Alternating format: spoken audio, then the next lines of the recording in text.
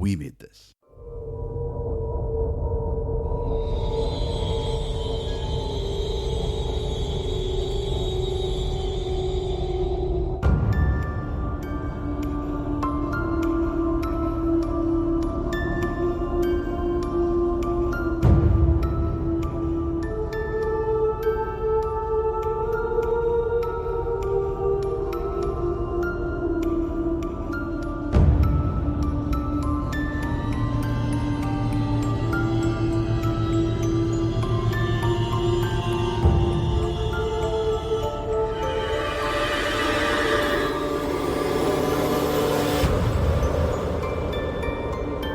Hello and welcome to ChuckyVision, the podcast about Chucky, Child's Play, killer dolls, and basically whatever we can create as a tenuous link to that here on the We Made This podcast network. We have done some tenuous shit recently, but this one's actually pretty relevant. My name is Mark Adams and I am your host this time. This is a bonus episode on our monthly run where we just do one episode a month between series of Chucky, but we're doing an extra one. And I'm joined by Dev Elson. Hello, Dev. Hello, everyone. And you are right. It feels like a while since we've recorded, and it feels like a good while since we've talked Chucky. I know. It has been a while since we recorded in reality. It may not be like we've not missed an episode or anything. It's just we recorded a couple quite a while ago. Whereas now we've got this one. We're looking at Living With Chucky today, the documentary that was released about a fortnight ago in the UK for us to access. And as soon as we possibly can, we'll be looking at the Chucky Season 2 Blu-ray. So there's going to be 2 bonus episodes, like 3 episodes in a month rather than the monthly schedule we've been doing. And it feels weird, even though we've done like weekly episodes in the past. But yes, we are looking today at Living With Chucky.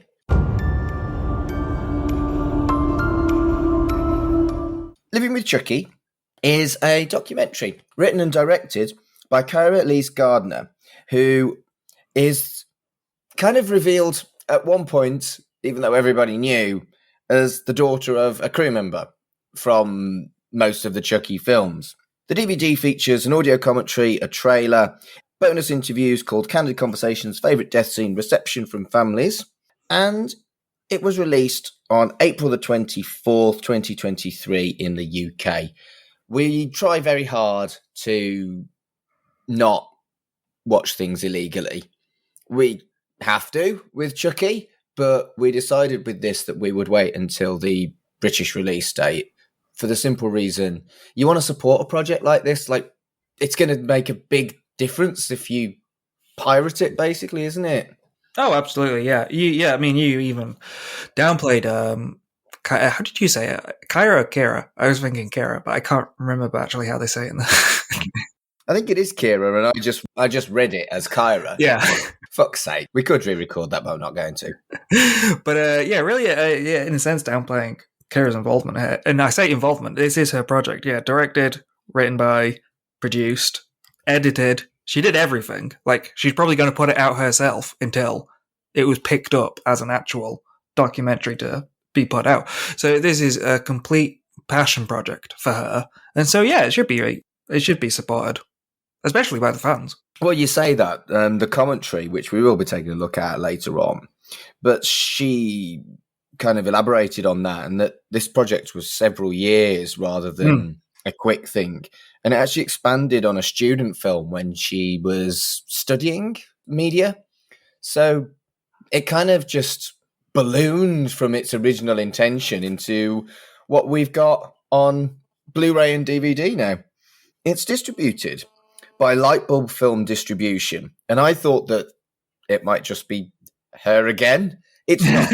I had a look at their website and they've got some interesting stuff, none of which I've seen, but I'd quite like to. Things that I noted was, it's all horror. Home, which stars Kathy Bates. Gotta love a bit of Kathy Bates. The Pebble and the Boy, which is set in Manchester, where I live. And Satyr, which is a kind of folk horror film based around... Do you remember Mr. Tumnus? I believe there's a wardrobe. Satyrs. Yeah, that's right. A Satyr, or I don't know how to pronounce it, but there's one of those. Yeah.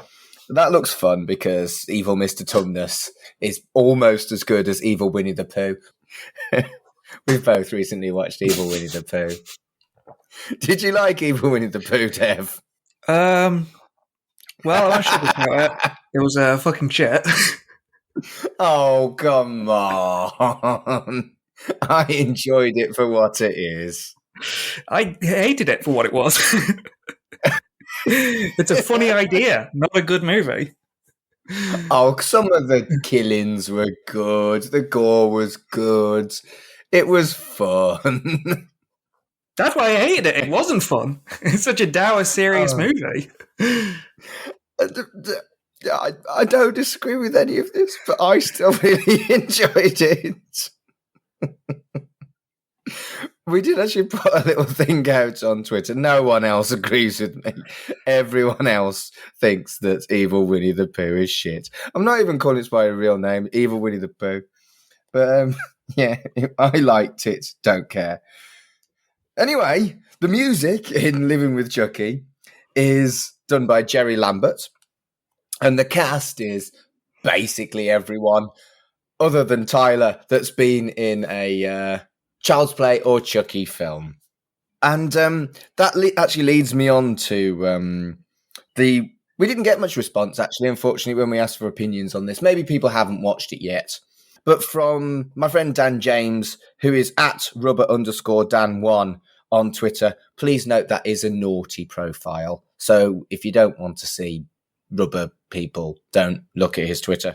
But he said, the sarky part of me wanted to call it Living with Nepotism. I did love the documentary, but there is no way a standard filmmaker would have gotten that level of access. Whilst mean, I think... I guess that was the point of it, though. Yeah. I mean, it was originally a college project, so it's like, I wouldn't say it's nepotism in the way that, like, oh, she's going to make $1 million off this. Like, this is more for her than anything else. So I wouldn't say it's nepotism, because nepotism is more like, you want your child to be successful. And this is way more of a passion project than it is a cash grab. Yeah, but I think also there is an element of truth in as much as she simply couldn't have had more than like 3 or 4 actors involved if they weren't just being kind to a friend's daughter. I agree that it's a passion project, and I hope she does make some money from it. But I also think that it is kind of phenomenal in as much as it simply couldn't have been done by an independent filmmaker. It had to be, well, essentially Kyra. We'll get into, well, I do want to get into like what this is as a documentary and like, you know, its structure and how it came about. But like the core of it is her experiences in this world, where she is, her position. And so it's not nepotism in a sense that, oh, famous people are taking the roles of non-famous people, because no one else could really make this documentary except her. Yeah. I think it was originally supposed to be a big reveal who she was. And they planned to do it that way. And they even acknowledge it in the film that it was like, yeah, you're not surprised and it's not a big reveal anymore. But I think it was planned to be. Yes, it is in the commentary that she had edited it so that she only shows up in the last third. And when this was picked up by Lightbulb, they put her in the trailers and everything. So it became more about that. Don't get me wrong, straight up front, I really enjoyed this. I'm glad I watched it. But there, you know, it's fair to say, because she acknowledges all of this in the commentary, which is good for her. This is her first feature-length documentary. It was originally a short, so she's expanding something that she's already built. It's a natural but awkward way to expand that. And the structure is a little odd because of that. Like, it's called Living with Chucky, and it's about her experiences, but then you don't get that angle until the end of the documentary. Yeah, and that wasn't what I'd expected from the trailer. Yeah, and she did admit in the commentary that she would have put that earlier if she's remake it or re-edit it or something. She might want to restructure it. What we do get though, it's an odd documentary because I thought it was just going to be the first act. I wrote in my notes, like, oh, cool, we get a cool recap of all the Chucky films. That takes up most of the documentary, us going through each Chucky film. And it's nice, don't get me wrong. I really like hearing everyone involved talk about the origins of Chucky and as we go. But Kyra Gardner's father, Tony Gardner, he doesn't get involved until Bride of Chucky. So half of the franchise doesn't have anything to do with her. Yeah, that's the thing, isn't it? And I think you're absolutely right. And it's odd, but I also think it's actually really framed very, very well. The way it starts with VHSs and then DVDs and then Blu-rays on that shelf. I think that had some really lovely thought in it that I really liked. And did you notice that the intro was from the Horror Hall of Fame? Yes, I did note that. Yeah, Robert Englund's intro to Chucky. Yeah, because we looked at that not so long ago, and so it immediately was dead easy for us to spot. Did you feel like the very first opening bit felt like an opening to a feature film rather than a documentary film? It was a strong opening. It was really well done, all of it. I mean, that's kind of a niche cut, the Horror Hall of Fame, to get that in there. And then Lucas David did all the animated, the animations and stuff for the opening. Really cool opening. But you get all these really cool kind of Tim Burton-ish drawings of the cast and crew. Yeah, and I think it really shows how much it was, like you say, a passion project, but also how much support she got as well. It feels like only she could have made this film. There is no way someone that wasn't that deeply involved would have been able to access that level of footage, really. Yeah, everything I say, and probably we say, about, quote-unquote criticisms about form or structure on this documentary, like, it is absolutely a case of, like, this is really remarkably well put together. We say, oh, she's got all this cool access to all these people, but she'll say in the commentary, like, some of these people she had access to, these interviews were, like, done in 45 minutes. Like, set up the cameras, and she set up the cameras, she set up the lighting, she did everything herself off camera, and, like, some of these interviews were only, like, 45 minutes, like, start, finish, done, out of there. I've done documentary stuff in uni myself, and yeah, it's a goddamn pain having, like, this is the interview I've got, and some of it is boring. There's tangents. I've got to try and structure this in an interesting way, and she did a really, really good job with all the random dialogue she had. Yeah, I think you're right. Like I say, I love this, and it is completely unique because of the, whatever you want to call it, level of access, nepotism, whatever. And I think it's a phenomenal thing for fans of Chucky. That's reflected in the ratings on Rotten Tomatoes. It's 77% fresh anyway, but it's also got a 95% audience rating. And I think, honestly, what's not to like as a Chucky fan with this level of access for us as well as for her, Yeah, it really is well put together for what she had. I mean, like, the kid's point, the one I was thinking of, like, Marlon Wayans, it's a surprise when he shows up, but like, Marlon Wayans is in this throughout, like, from beginning to end. He keeps popping up and giving thoughts. And so I was like, oh, that's really cool that Marlon Wayans gave his time for this. And it is cool. But, like, then in the commentary, she's like, oh yeah, I only had Marlon Wayans for like 20 minutes. And it's remarkable how much she managed to use from that, because it looks like he's in it throughout. Like, it looks like he really gave his time. Yeah, and I mean, Marlon Wayans was an odd choice for me, but she did vaguely justify the odder choices subsequently in the commentary. She also pointed out that she tried to get in touch with Tom Holland and Justin Whalen. Justin Whalen, she simply couldn't get to him through any agent. And Tom Holland just said no, thank you, which is kind of sad. Yeah, it's sad that at his age, he's like, no, I'm not involved anymore at all.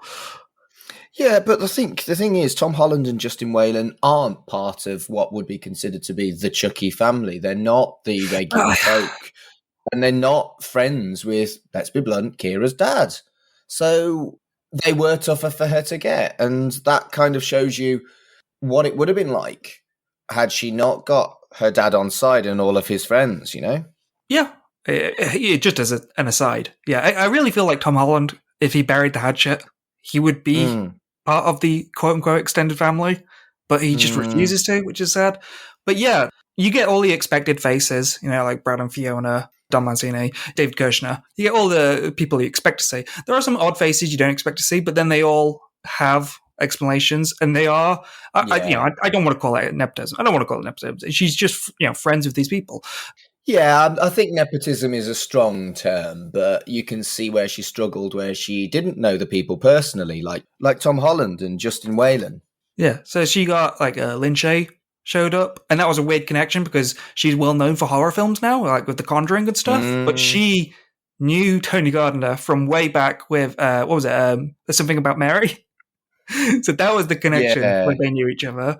Abigail Breslin, who was in the Zombieland movies, Tony Gardner worked on those, and that's nice because she's in it a lot. I think Kyra does say on the commentary that her and Abigail are good friends because they made friends on the Zombieland sets. So that's nice. They got a new one, Ella Rain. She was the lead star of Bad Hair, and Tony Gardner worked on that as well. I want to see Bad Hair so much. It's been on my watch list for ages, and I keep trying to ask people to watch it with me, and no one wants to watch Bad Hair. Will you watch Bad Hair with me, Dev?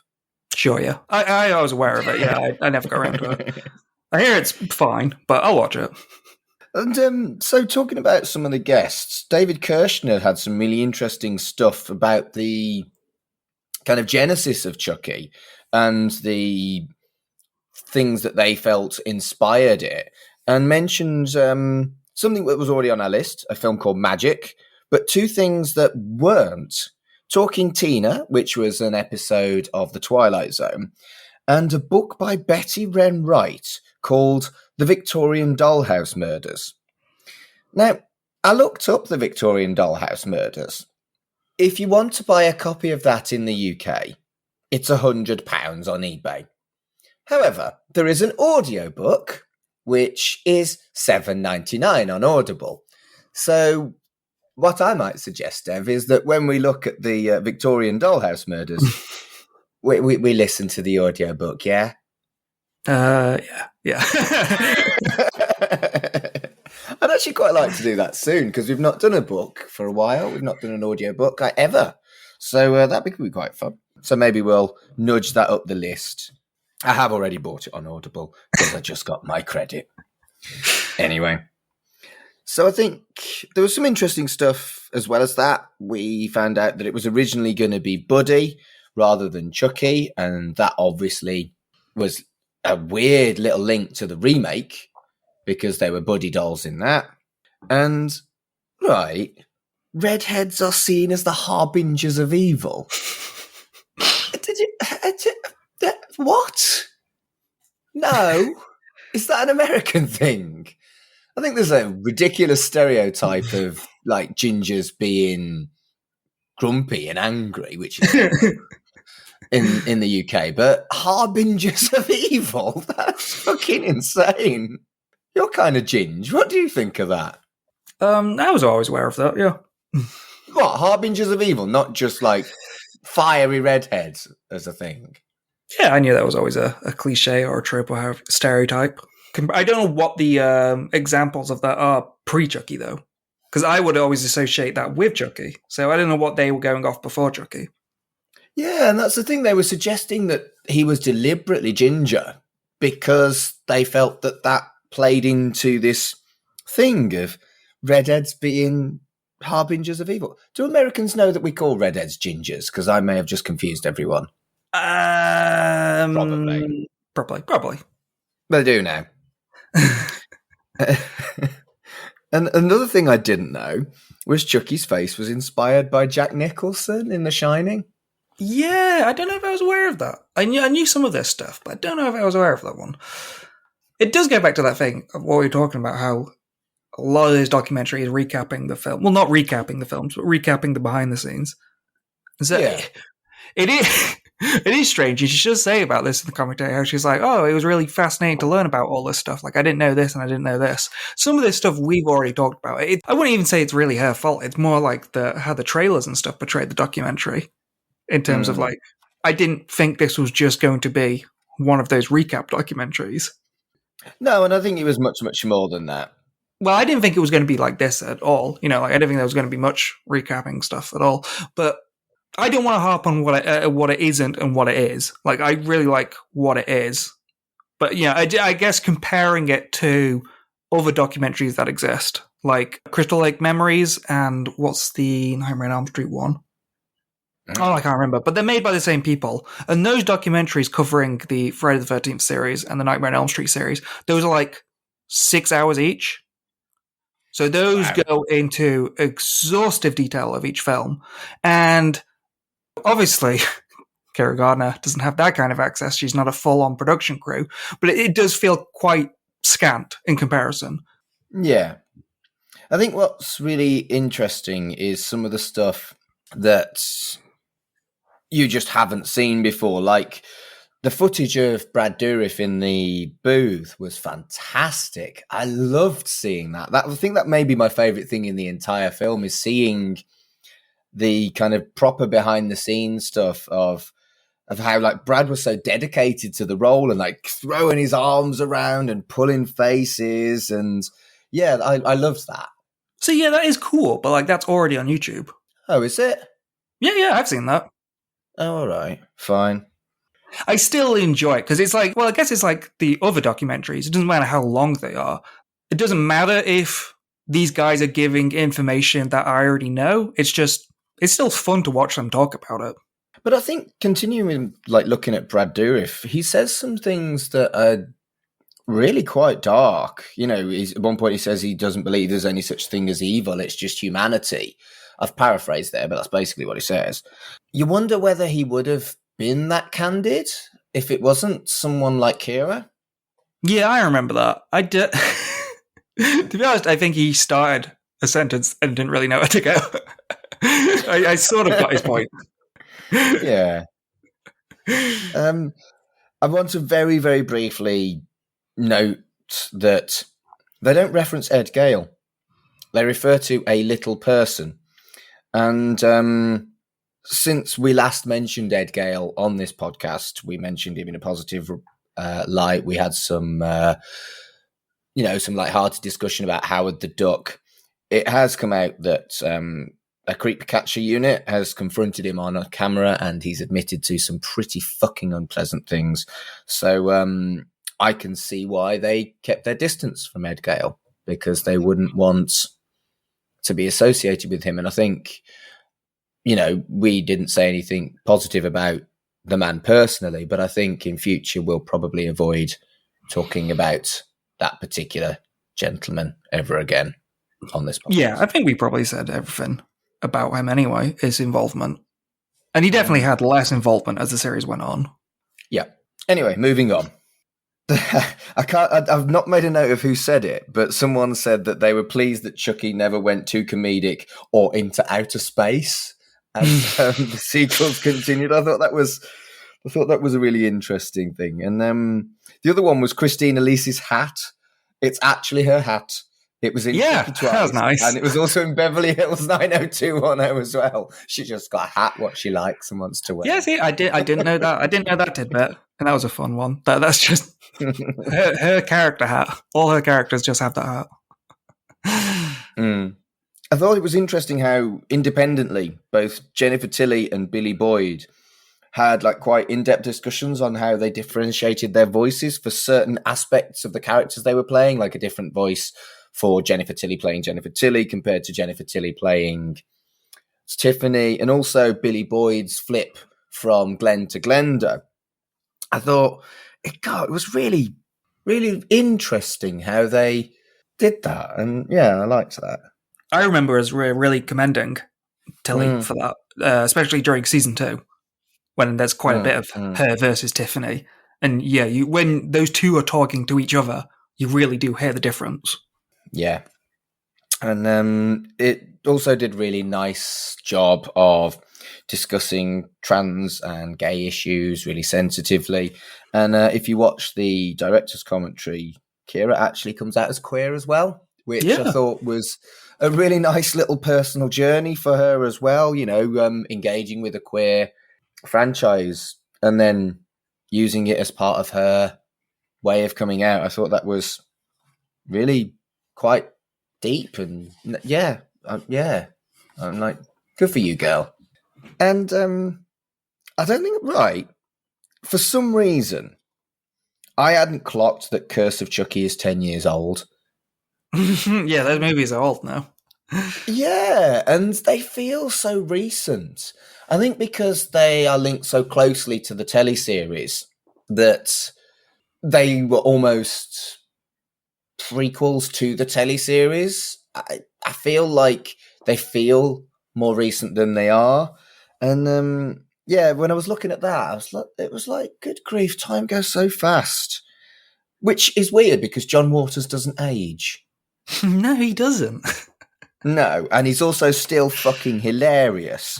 Again, loved the John Waters stuff. I thought he was charming and funny and peculiar and exactly what it needed. I think it could have been a little bit over earnest, but putting that weirdo in was fucking perfect. And again, in the commentary, just a really good example of how close everyone is in this franchise. That he was actively working on his new book, like downstairs writing while she was setting up, and then he came up, did the interview, and then went back down to working. Like everyone is happy to talk about Chucky. Yeah, I mean, it's well documented that Waters really loves Chucky as well, isn't it? And I think it even said that the Glen doll he had in the background was his personal property rather than... Yeah, there's photos. There's a lot of photos. Whenever he's posing for like a photo in his office, he always props Glen up. Yeah. So we are just basically kind of going chronologically through what we saw on the documentary. I wanted to mention something from the commentary, actually, that we missed. That Child's Play 3 was deliberately shorter because of the Jamie Bulger controversy. And I had no idea that Americans were as aware of what happened there compared to us British folk. And it fascinates me that so much time has passed and it's still considered controversial, despite the fact it was 100% disproved. The police even said it was actively unhelpful to blame this film.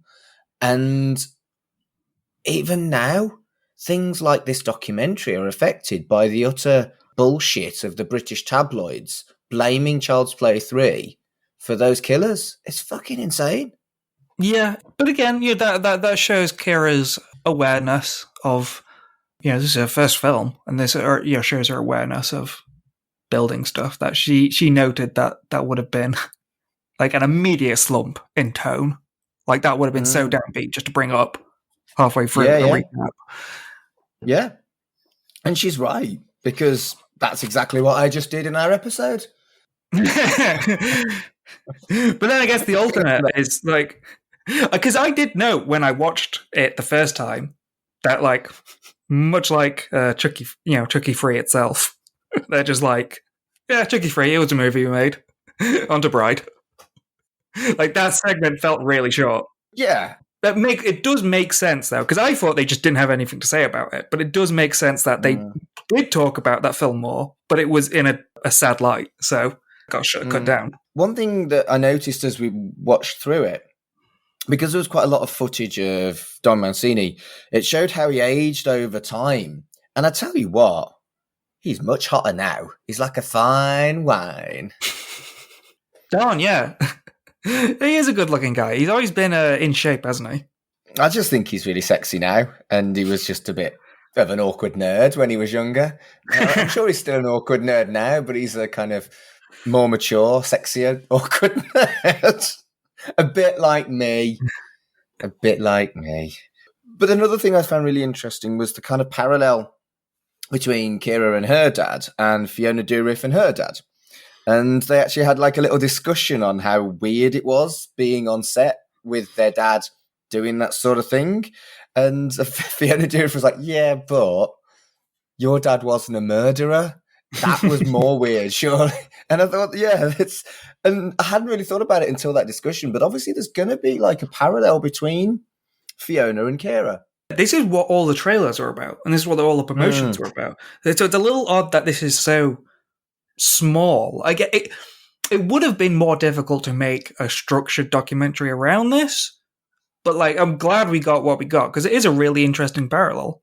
These people growing up within the franchise, and there is some really interesting conversations had about it. Like, I really loved when they do the little stylistic change when the camera pans down to see Tony Gardner on the floor. He's been on the floor the whole time. And I think it's Fiona who says something like, "Well, he's always on the floor." Yeah, and I think if it hadn't been for the trailers, it would have actually been a fun reveal, but it wasn't. It just felt odd. And I like that she even acknowledges that in the documentary itself, let alone in the commentary. I thought she handled that really, really well, actually. Yeah.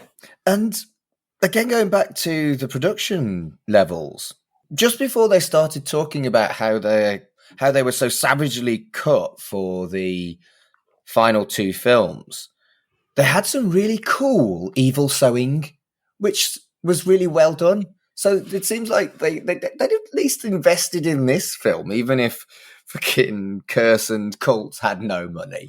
There was some nice, like we talked about at the start, there was some really nice linky bits in this. Oh, yeah. This, and again, this is good credit to Kyra, in terms of it's not just talking heads. She does put in these little interim bits of like seeing a Chucky doll slowly get built, and it's shot really well. And again, in terms of like her just using what she's got, like that was an actual Chucky doll being built. It wasn't built for the sake of this documentary. She just managed to show up and get it caught on camera. And those don't just look nice, but they also showcase, like, no matter what the budget is, there's a lot of care and attention and effort put into making these. Yeah, exactly that. Like, even the overalls, let alone the animatronics. Yes. Yes, and didn't they say it cost thousands and thousands for just one fucking doll? Yeah. And that's the thing, crazy stuff about what Tony Gardner had to go through, because wasn't it was Seed, wasn't it? Yeah, Seed was the one that was after Universal. And Universal just didn't give them any of the props or designs for the props and stuff. So Tony Gardner and his team for Seed of Chucky, that Chucky was just built off watching the earlier movies. Which is insane. You'd think there'd be a little bit of kind of generosity and like, nope. I don't know, it just seems really bitter. Yeah, I mean, I don't know if they still had him. I think maybe they just threw him away. It was just recycled. Maybe. So they didn't have anything. Then the same thing happened when, like, 10 years later, when they did Curse of Chucky, and they were like, oh shit, we're making another Chucky film. They had to do the same thing again. At least Tony was doing it again, so he knew what he had to do. Yes, exactly that. Exactly that. Yeah. They acknowledge how fans don't want to see CGI Chucky, but they also elaborate that, you know, the actors prefer practical effects too, because you can act better and engage more if you can actually see blood, guts and gore instead of a wall made of green. And I think that's kind of like an interesting thing to see, that it's not just a fan thing. The actors are much, much happier away from CGI. I mean, I'm sure they'd all take a fucking job with Marvel, but still, you know, it's nice that it's not just us being whiny bitches. They like it too, in a way. Yeah, no, it's it is interesting to hear all of these points on what makes a film. Again, like the actors, again, you know, the director, the special effects people. It goes to show, like, these, it can just be a work relationship or more, like a, you know, like a quote unquote family. Like, these people working closely together makes the end result better. Yeah, and you know, I was actually expecting, because, you know, of all the queerness, the usage of a term that you see a lot on something like Drag Race or whatever, chosen family. There wasn't an explicit reference to chosen family, but it does show you how people kind of become like a family and become close when they're thrown together in a situation that's important to them. And for me, that has really resonated, because I work in British wrestling, and you lose huge amounts of your leisure time when you have a world like that, where, you know, on a Saturday night, you're shouting out wrestlers' names rather than going out and getting hammered with your gays. And I feel like I understand it. And it really kind of like resonated with me that all these people that I would have never been friends with if it wasn't for working on the British wrestling scene. So I'm so close to them and they matter so much to me and I care about them. And it feels like I really do understand it. And I probably wouldn't use the term chosen family either, actually. I don't know where I was going with that. But yeah, no, there's some more notes about family. Like, I like how they talk about like the differences as well, not just it's like we're a family, we're all the same. It was a good admission when Kyra and Fiona in a similar position of their dads working together and working on this series and stuff, but Kyra's dad, like, he actually had to go away and be on set all day working on this, and Fiona has some experience with that as when she was a kid, like Brad having to go off and do films and stuff. But she says it's kind of different these days now because Brad he has a recording booth like in his house, so he doesn't actually go anywhere to record Chucky. No, but they do talk about really fun stuff. Like Kyra has a really good story about seeing her dad die in Seed of Chucky, not expecting that, not understanding that, and then. Fiona, not even in Chucky, Fiona has seen that a lot. Like, that must be such a weird experience. Like, Fiona couldn't even, like, just enjoy Lord of the Rings as a movie. She still has to see her dad die in that. I wrote down in my notes how Kyra and her dad are really, really candid. But then I thought, well, no, everybody's really, really candid. Like you were saying about Fiona as well. I think it's a remarkable thing how this documentary does feel so personal, so raw in a lot of ways. And I think that's organic because, again, of who was the documentary maker. Again, I keep prefixing all my nitpickings with a compliment that it is well done for what it is. It's odd when I watch the extras, which we'll talk about. I felt in those extras there was a heightened candidness between them, like laughing and joking and stuff. And I kind of wish a bit more of that was in the actual documentary because the first half of it, with all the recapping and stuff, is quite formal. Not formal, but it's just talking to the camera. And then that last third suddenly feels so much more candid. Like I want more of that. Yeah, well, you say that. What was your opinion on including random shit about Comic-Con? Because I felt like the film was a little bit too long and that was an easy cut. It felt so tacked on. We'd seen how you'd got the timeline of Chucky and then we'd got the personal element of it. And then it just felt like me a little bit of kind of like, thank you for being fans. I didn't need that. I really felt like I didn't need that. And it felt like it got tacked on. It watered down the kind of emotion of the actors and their involvement. But one thing I did like was Christina Leese's acknowledgement of how shitty online fans can be. I guess the ending, I'd have to rewatch it and see exactly how it came as a conclusion. But I from what I get from that, it's kind of the extended family, including the fans. Like, these people, Fiona and Kyra, they grew up with Chucky, and so did the fans. The fans grew up with Chucky, and then you get people like James Janice from Dead Meat. He was interviewed in this, and that's another case where he was a fan just making YouTube content, and then you meet people again and again at conventions, and like as a fan, he ended up in like Scream 6, and he has connections with friendships with people now. So like fans, not that they're intentionally worming their way in, but like meeting these people again and again, you do end up making friends and this kind of extended family. Oh no, particularly James from Dead Meat. I don't think I'm suggesting he shouldn't have been in it. He made some interesting contributions to it, but I don't know, just the touring of Comic-Con and it just felt like that could have been cut. I guess the point, well, that was the point, I guess, wasn't it? That it was because in any film, you make really good friends with the cast or crew, and then that's it. You may never work together again. The niceness, the benefit of these conventions is that at least once a year, maybe multiple times a year, you get to hang out with these people again.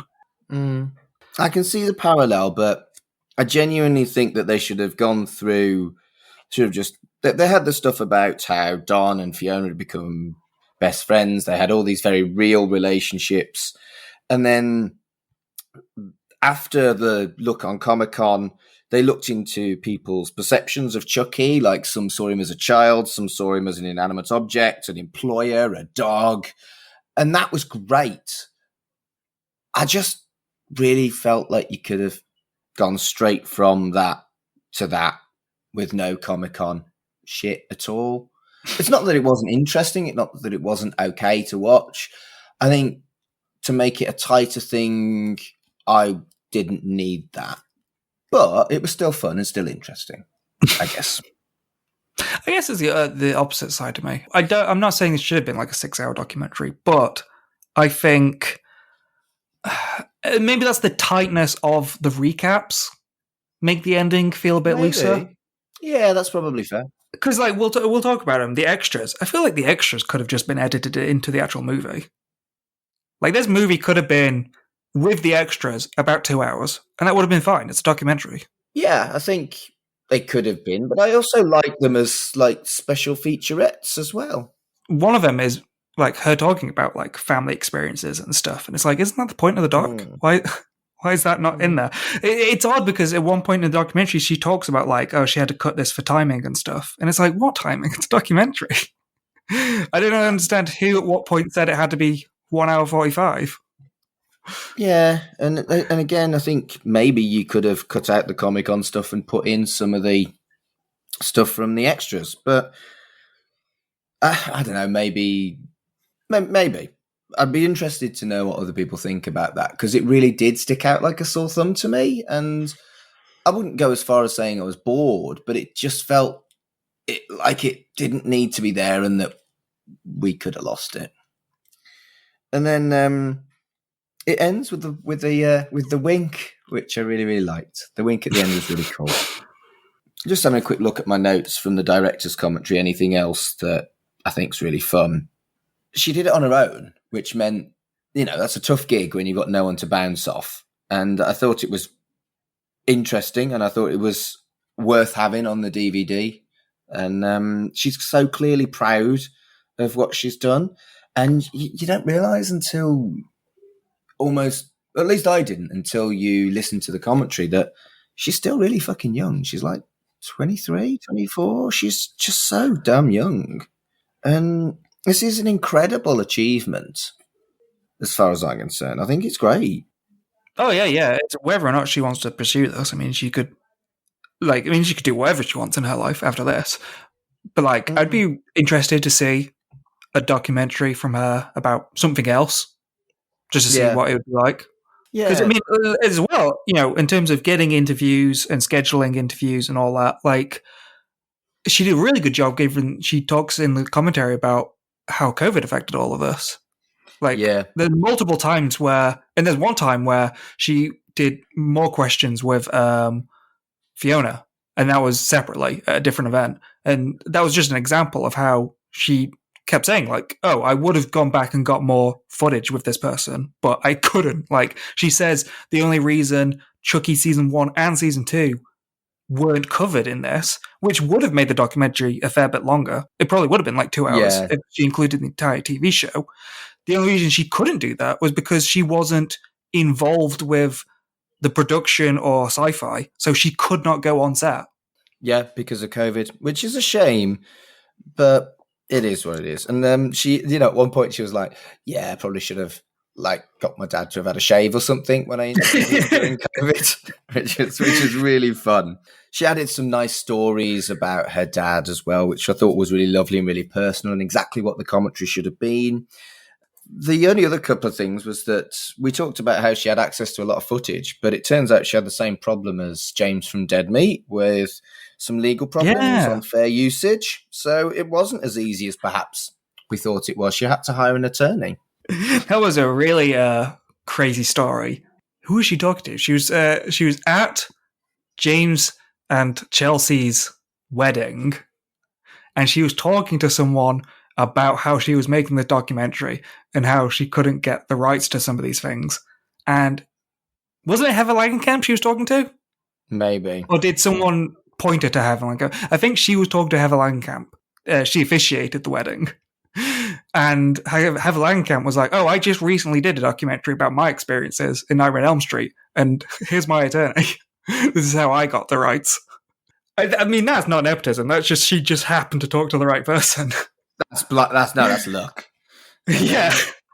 The only other thing was that the old footage was actually her with a camcorder and some fuckery. All the After Effects is her, so I'd quite like to go on her course. She learned a fuck ton. Yeah, it is really well made. Because she didn't want to use stock footage. She wanted to... everything that looked old was actually her. And then she did like a really good job with the existing footage of like old interviews and old behind the scenes stuff, how it's cropped on like a TV and stuff. She dressed it up really well. I mean, I loved that documentary, Dev, and I think obviously I was always going to because I'm a big Chucky fan, but I also think it's got real value as a study in family, found family, all those cliches, and what it's like to work in horror in general. I think it's got real value as a general kind of piece as well. I think it's I think it's a great documentary. Yeah, as I said, I'm interested to see what she does after this. I think she did talk about, she said, like, documentaries are never over. You can always go back and add more. And so I think over there, America, I think whatever the COVID standards are now in terms of productions, but like, in a few years, I think she could return to this and do like a director's redux, make it, add in quite a lot more, like double the length, like getting new interviews and really fill it with everything she wanted to. Or, just make it like a sequel or something, like cover the TV show. Yeah, I think you're right. Do you want to quickly look at the 3 featurettes as well? Yeah, they're good. Okay, first it was Candid Conversations, which I thought was just a really lovely little addition. It was charming and chatty, like just daft, sassy. Yeah, it was lovely. I think it added real value to the DVD release. Yeah, really nice. I think some of this Candid, them laughing and joking and stuff. I think, it was her first documentary, so she wanted some formality to it. But I think this would have been nice in the documentary. I really enjoyed the chat about the potential return of Glenn and Glenda. I thought that was really, really good. Yeah, it is odd. It is funny hearing some of the details of what Kyra knows and what she doesn't know. I think this was in the full documentary or the commentary, but she did say, I think one of this was filmed so far back that she hadn't seen Cult of Chucky. And so she talked about like Fiona being like evil or something. And Fiona just laughs like, yeah, that happened. And the only other thing from that particular thing that I wanted to highlight is I really want the recipe and someone with a laser printer so I can have a laser printed Glenn. Is it called a recipe for laser printing? I'm calling it a recipe. I don't know, schematic plan. I don't know. Might be a schematic recipe. The next one was favourite death scenes, which is, something that we've done on ChuckyVision. And frankly, I was appalled that no one's favourite death was Brittany. And I think it's interesting that the bubble bath was actually most people's favourite. Yeah. Yeah, it's definitely a really iconic death. And I think them describing why really kind of emphasised how cool it was with the telly causing the bubbles. And Yeah, I thought it was really interesting. But, it does get some honourable mentions, some of our favourites, like the random eye stab in Child's Play 2, the evil ruler beating, and the babysitter, and the second glass drop, which, again, we said in ours that was much better than the first. Yeah, it's a good segment. This is a good example of a deleted scene where it's really fun to watch, but it is definitely a tangent in terms of the flow of the actual documentary. Yeah, and I think of the two, Candid Conversations and Favourite Death Scene does feel much more like a proper extra featurette rather than cutscenes, if that makes sense. Yeah, it's fun to hear, but it's definitely a bonus because it's just its own thing. It doesn't have much to do with the point of the documentary. And then the final one was Reception from Families, and there were a lot of Addams Family references, which always pains me, because that's some of the shit I got at school. And I love how they talk about Chucky's pronouns and how he's a him and not an it. Oh yeah, that was a really nice bit with Kirshner, wasn't it? Yeah. Kyra, I like those bits where, because a lot of the documentary is Kyra, you don't hear what Kyra says. It's just them responding to the question. And I like Kyra chiming in then. Like, you realize you keep calling it him, not an it. And Kirshner's like, oh my God, I have been this whole time. Yeah, I think it's great. And I also like how these three do have more Kyra in, whereas the documentary was a little bit more formal. That was a really nice one, I think, in the first one, when you learnt that because everyone was talking to Kyra off screen, when Kyra and Tony are on screen, they're talking to their mom off screen. Yeah, that's good. Which is nice. And everybody from the Chucky franchise prefers Halloween to Christmas, and Brad Dourif scared the shit out of Fiona's friends when she was growing up by pretending to be Chucky. I think that's great. Yeah, some of those stories are really good, yeah. Yeah. Do you know what? All in all, I had a lovely afternoon going through this. I watched it once without making notes, and I wasn't bored the second time. I just thought this was just a fantastic present to us. A real kind of personal insight, not just from Kyra, but from everybody involved in Chucky. Something unique that is just for Chucky fans, because I don't think you'll really get another documentary like this. The ones you were talking about are deep dives and fun and interesting, but this landed differently for me. Yeah, they are different. And I'll say as a positive they are different, because like another one I liked, In Search of Darkness, that was like a look at just 80s, like that boom of horror in the 80s. And those documentaries are really long, like 3-4 hours each. But in that sense, it almost becomes like an industry, like a grind. Like they did In Search of Darkness 2, 3, and then they did like 80s action movies and stuff. And that felt very much like, oh, this is making money. Let's keep doing it. And, like it's nice to hear hours of all of these old actors that we love from the 80s and stuff, like talking about their experiences and stuff. That's all nice. But like it does, behind the scenes, feel a bit like a cash cow. Whereas this doesn't at all. The camaraderie on screen feels so genuine. Yeah, I think you're right. Dev, I've had a lovely time chatting about this. And I learned something new from watching this. And I just found it was a nice afternoon. It is nice.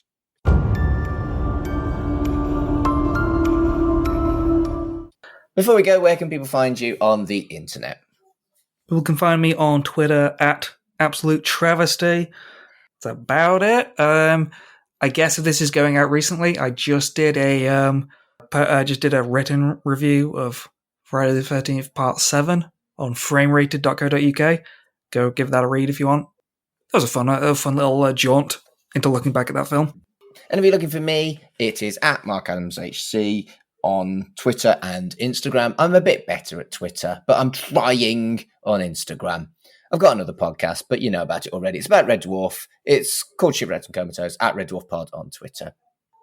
So, that's it for this bonus episode. But we've got another one coming very, very soon as Amazon pull their finger out and send me my fucking Blu-ray. So until then, wanna play? Very aggressive on that. I know, right? ChuckyVision is a podcast brought to you by the We Made This network. Follow us on Twitter at ChuckyVision. Follow the network on Twitter at WMT_network. Our website is WeMadeThisNetwork.com. The logo was designed by Dev, and the theme tune composed by Dark Fantasy Studios.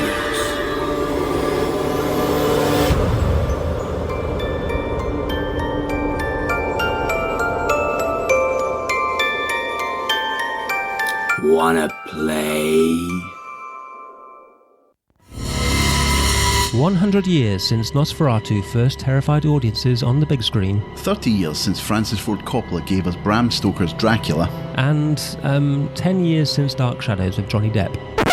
Vampire Videos is a podcast taking a look at this iconic blood-sucking monster on film and television. I'm Dan Owen. And I'm Hugh McStay. And we're here to guide you through a century of vampirism on film. From Hollywood's golden age with Bela Lugosi as Count Dracula, to the more lurid hammer horrors of the 60s and 70s starring Peter Cushing and Christopher Lee. Through to the 80s boom in vampires, which brought these creatures of the night into the modern age. And everything this century's had to offer us, from foreign and independent films, spoof comedies, and even teenage love stories. Yes, I'm talking about Twilight. We aim to cover it all, one bite at a time. So join us on a voyage into the depths of vampire cinema, old and new, with weekly guests offering their own insights and expertise. And why not follow us on Twitter at VampVideos? A proud part of the We Made This podcast network. Subscribe now to Vampire Videos, and thanks for listening.